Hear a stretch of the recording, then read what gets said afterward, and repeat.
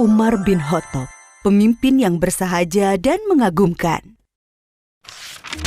Suatu hari, Nabi Muhammad SAW bersabda sambil menunjuk kepada Umar, "Ini adalah gembok pengunci fitnah.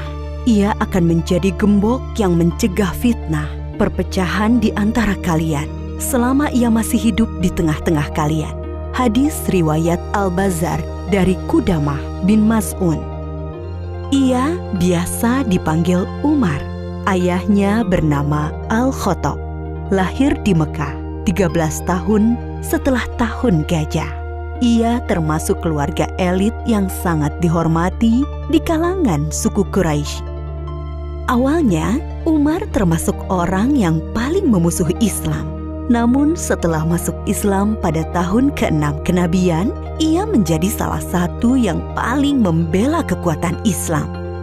Dengan masuk Islamnya Umar bin Khattab, Allah telah menjawab doa yang telah dipanjatkan Rasulullah SAW 2 hari sebelumnya. Ya Allah, kuatkanlah Islam dengan Umar bin Khattab atau Amr bin Hisham, yakni Abu Jahal. Umar bin Khattab dikenal sebagai orang yang sangat pemberani demi kebenaran dan keyakinan. Ia mengikuti semua peperangan bersama Rasulullah SAW. Keberanian Umar tercermin ketika ia mengabarkan keislamannya kepada setiap tokoh Quraisy. Pada saat orang-orang sedang berkumpul di Hijr Ismail dekat Ka'bah, Umar mengabarkan keislamannya kepada mereka. Mereka spontan marah dan mengeroyok sambil memukuli Umar hingga terjadi keributan besar. Ketika Umar akan hijrah, ia membawa busur panah, kemudian pergi tawaf mengelilingi Ka'bah 7 kali. Lalu Umar dengan terang-terangan mendatangi kelompok-kelompok orang Quraisy seraya berkata, "Wahai wajah-wajah kusam, barang siapa ingin ibunya kehilangan anak, anaknya menjadi yatim, dan istrinya menjadi janda, temui aku di belakang lembah." Dan tak seorang pun berani mengikutinya. Umar bin Khattab juga dikenal sebagai orang yang sangat lembut hatinya, sangat berhati-hati dalam tindakannya. Abdullah bin Abbas menjawab pertanyaan tentang siapa Umar bin Khattab. Ia laksana burung yang terbang dengan sangat hati-hati. Ia selalu memandang bahwa seluruh jalan yang akan dilalui penuh dengan perangkap dan jebakan yang akan menjauhkannya dari Allah Subhanahu wa Ta'ala. Itulah sebabnya Allah membimbingnya dan banyak memberikan karomah, yaitu hal luar biasa yang hanya diberikan Allah kepada para kekasihnya. Sehingga beberapa kali ucapannya direspon oleh Allah Subhanahu wa Ta'ala. Di antara karomah Umar bin Khattab yang diberikan oleh Allah Subhanahu wa Ta'ala kepadanya, yaitu pada suatu hari ia mengirimkan pasukan perang yang dipimpin oleh Sariyah. Setelah sekian lama pengiriman pasukan, ketika sedang menyampaikan khutbah Jumat di Masjid Nabawi di Madinah, tiba-tiba Umar berkata, "Hai Sariyah, ke gunung, ke gunung, ke gunung." Hadirin yang di dalam masjid pun saling berpandangan dan merasa heran. Berselang 1 bulan, datanglah seorang utusan Sariyah menyampaikan surat kepada Umar bin Khattab. Ia menceritakan bahwa pasukan Islam saat itu sedang terdesak di dekat gunung di daerah Nahawan, sebuah tempat yang jauh dari Madinah, dan mendengar seruan Khalifah Umar radhiyallahu anhu. Lalu kami berlindung di gunung, dan Allah memenangkan kami atas musuh-musuh kami.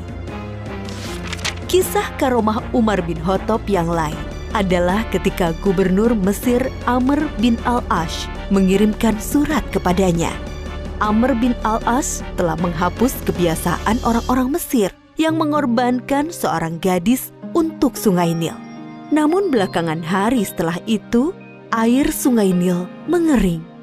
Lalu Umar bin Khattab menjawab surat gubernur Mesir itu sambil melampirkan sebuah catatan kecil yang bertuliskan, "Dari hamba Allah, Amirul Mukminin Umar bin Khattab, amma ba'du." Hai Sungai Nil, jika engkau mengalir karena dirimu sendiri, maka janganlah engkau mengalir. Namun jika airmu dialirkan oleh Allah Subhanahu wa Ta'ala, maka mintalah kepada Allah yang Maha Kuasa untuk mengalirkan airmu kembali. Setelah Amr bin Al-Ash melemparkan catatan Umar tersebut ke dalam sungai Nil, lalu Allah Subhanahu wa Ta'ala mengalirkan air sungai Nil dengan sangat deras. Di kalangan para sahabat dan orang-orang dekatnya, Umar dikenal sebagai sosok pemimpin yang sangat sederhana dan sangat bersahaja. Hal itu tercermin dari pernyataannya ketika ia menolak pemberian para sahabat karibnya berupa budak perempuan untuk membantu tugas-tugas rumah tangganya. Umar berkata, Tidak pantas Amirul Mukminin memiliki seorang budak perempuan. Itu tidak halal baginya. Sesungguhnya ia adalah harta milik Allah. Tidak ada harta Allah yang halal bagi Umar selain 2 setel pakaian. Setelan untuk musim dingin dan setelan untuk musim panas. Dan aku tidak pernah memakai pakaian itu untuk berhaji atau umroh. Adapun makananku dan keluargaku sama dengan makanan orang Quraisy, dari kelas yang tidak terlalu kaya dan tidak terlalu miskin. Selebihnya aku hanyalah seorang lelaki dari kaum muslimin. Umar mendidik keluarganya untuk bersahaja. Ketika ia datang ke rumah salah seorang anaknya yang bernama Ashim, Umar melihatnya sedang makan daging. Umar bertanya, Apa ini? Aku ingin sekali makan dengan daging. Jawab Ashim, Apakah setiap makanan yang kau inginkan akan kau makan? Sergah Umar, Sungguh, seseorang dianggap sebagai pemboros jika ia selalu menuruti apa yang diinginkannya. imbuh Umar. Bahkan Umar mengharuskan para pejabatnya untuk bersikap sederhana dan bersahaja. Jika Umar mengangkat seorang pejabat negara, ia menuliskan kontrak politik. Isinya sang pejabat tidak boleh hidup di atas standar masyarakat umum, baik kendaraan, pakaian, maupun makanan. Umar memegang jabatan khalifah, yaitu pemimpin tertinggi umat Islam, berdasarkan wasiat dari Abu Bakar Asy-Syiddiq pada tahun 13 Hijriah. Di masa pemerintahannya, Umar banyak menaklukkan kota-kota besar di beberapa negara di benua Asia dan Afrika, seperti kota Himsho, Aleppo, Antokia di Suriah, Basrah, dan Kufah di Irak, Tobariyah di Yordania, dan beberapa kota lainnya di Mesir, Libya, dan Maroko. Jasa-jasa Umar bin Khattab untuk kaum muslimin sangat banyak. Ia telah menetapkan dan menuliskan penanggalan Islam yang kita kenal sekarang dengan penanggalan Hijriah. Ia juga yang mendirikan Baitul Mal, yaitu lembaga tempat pengumpulan dana-dana kas negara. Umar membangun kota-kota besar seperti Kufah, Basrah, Jazirah, Syam, Mausil, dan mengangkat para hakim di sana, serta melengkapinya dengan kantor-kantor administrasi. Umar bin Khattab juga dikenal sebagai pribadi yang sangat adil dan teliti, sangat takut melakukan kezoliman sekecil apapun. Umar pernah mengatakan, Sesungguhnya aku menempatkan diriku terhadap harta milik Allah, harta Baitul Mal, laksana posisi wali anak yatim terhadap harta anak yatim. Sejauh kemampuanku, aku akan menahan diri dari memakan harta milik Allah. Namun jika aku sangat membutuhkannya, aku akan memakannya dengan cara yang patut. Jika aku sudah mampu, aku akan bayarkan kembali apa yang aku makan itu.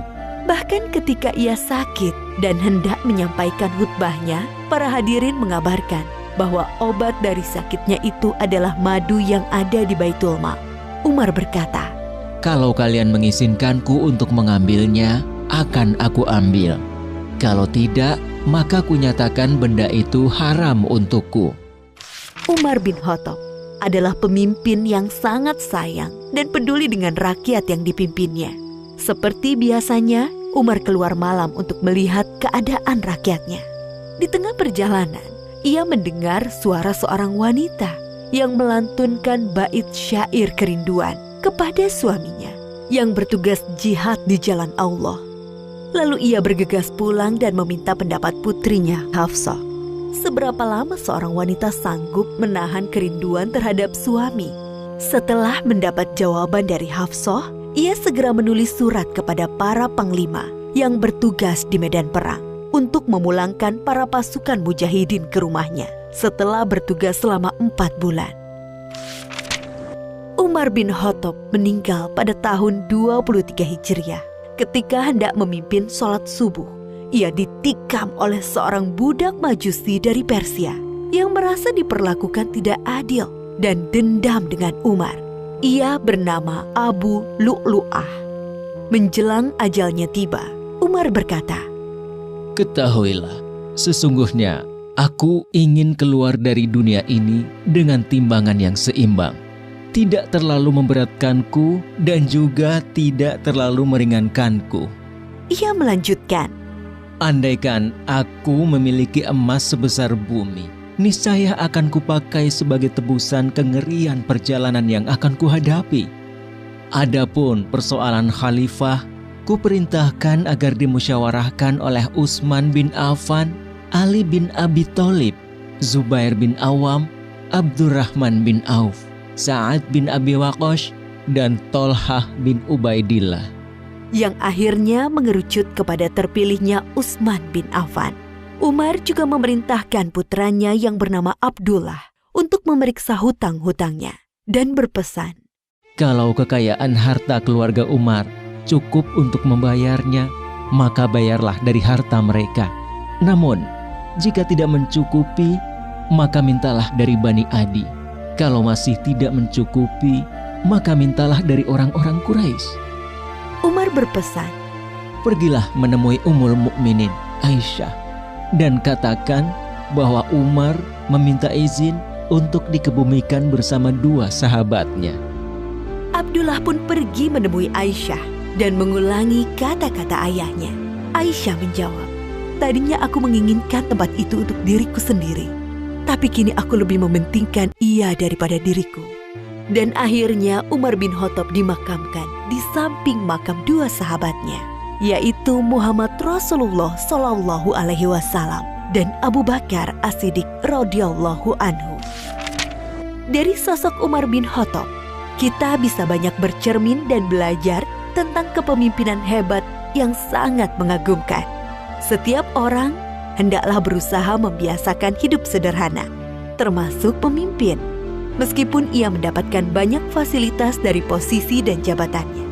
Alangkah mulia seseorang yang memiliki sifat peduli dan kasih sayang kepada sesama makhluk Allah, termasuk kepada hewan. Begitulah Islam mengajarkan seorang pemimpin yang tegas dan kuat, namun memiliki sifat sayang dan peduli, akan terhindar dari sifat aniaya. Kemuliaan hidup tidak selalu hadir dari kedudukan seseorang, tidak pula ketenarannya. Seringkali kemuliaan hidup lahir dari sifat rendah hatinya, sikap kehati-hatiannya, sikap pembelaannya kepada yang lemah, juga dari karya nyata yang dapat dimanfaatkan orang banyak di sekitarnya.